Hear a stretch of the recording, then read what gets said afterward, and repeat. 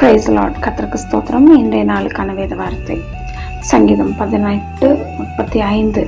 உம்முடைய வலதுகரம் என்னை தாங்குகிறது, உம்முடைய காருண்யம் என்னை பெரியவனாக்கும். அவருடைய வலதுகரம் நம்மை எப்பொழுதும் தாங்கிக் கொண்டிருக்கிறது. அவர் நம்மை எப்பொழுதும் நம்முடைய வலதுகரத்தினால் தாங்கிக் கொண்டே இருக்கிறார். எப்பொழுதுமே பிள்ளைகள் தங்களுடைய பெற்றோருடைய கையை பிடித்துக்கொள்ள ஆசைப்படுவார்கள். நாமும் அதே போலதான்.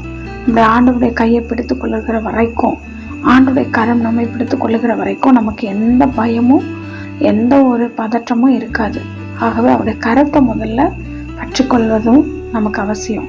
இரண்டாவது, அவருடைய அன்பு நம்மை பெரியவனாக்கும். எந்த பெற்றோரும் தன் பிள்ளை மிக உயர்ந்த இடத்துல இருக்கணும்னு நினைக்கிறது ஒரு இயற்கை. அதை விட மேலான தேவன் நம்ம எப்பொழுதும் பெரிய இடத்துல இருக்கணும்னு ஆசைப்படுகிறவர்.